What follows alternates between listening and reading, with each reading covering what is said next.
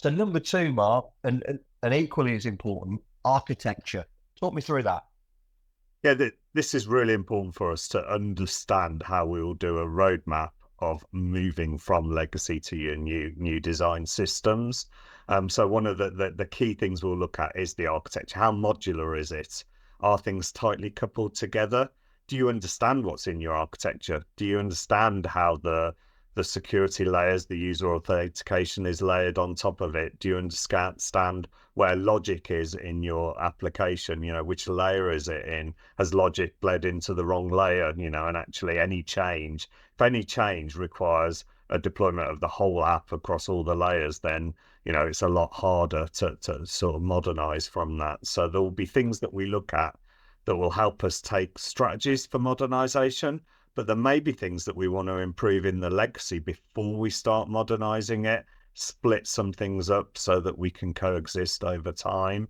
You know, if elements of the architecture can't be changed in isolation, then that is going to hamper us in any modernization roadmap. So again, it's worth understanding those risks, where the architecture risks are, and coming up with strategies of how we deal with those, rather than hitting those roadblocks when we're trying to implement some new functionality on a more modern kind of architecture. And that's really interesting because that's a very GW thing, right? You know, so decoupling things and really de-risking, right? That's what we're talking about there. Is that right? Yeah, I think the reality for anything is that any modernization projects cannot be done in big bang. You can't just move to the new architecture. So you've got to go incrementally within it. So, you know, I'm not suggesting you do a whole kind of, you know, really kind of deep architecture up front, but you've got to understand the current architecture, and you've got to understand how you will move that to the new architecture. And you know, that work up front, it can only be, you know, kind of a short sprint kind of spike to say, how are we going to evolve this architecture for this solution? You know, evolving the UI, evolving the data model are all different dimensions, but the architecture to me is something that's kind of close to our heart of getting right. Yeah. So I think what perhaps is easy to miss sometimes in regards to the architecture is the integration side. Do you want to talk to me a little bit about that?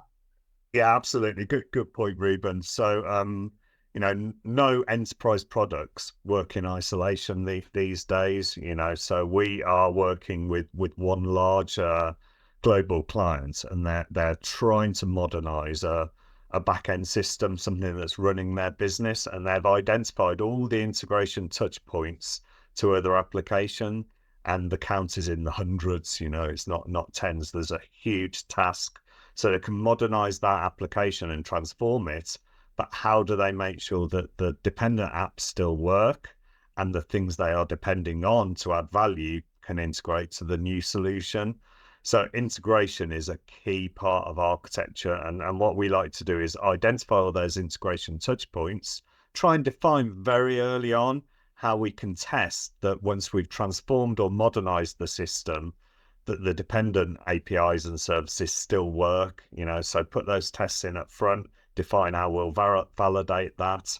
And then for the dependent services where we're reliant on another system to provide us data or functionality, how can we isolate that into a separate kind of connectivity layer so that we can say that will not be affected by the changes that we're making? And sometimes we might need to scaffold the solution a bit, put in an integration layer before we have confidence that we can modernize the product that we're trying to modernize. So again, a little bit more thought up in front to try and get the stability in all those integrations working first of all will certainly help you down the road when you're trying to you know, upgrade the functionality in the modernized app.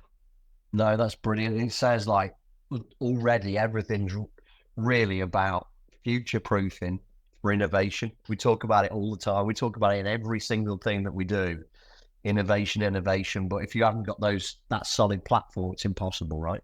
Yeah, and I think that, you know, hopefully the reason that people are modernizing applications is not to just keep it in support and Yeah. because they feel they have to, but it's because there's some business innovation that they want to bring into the solution.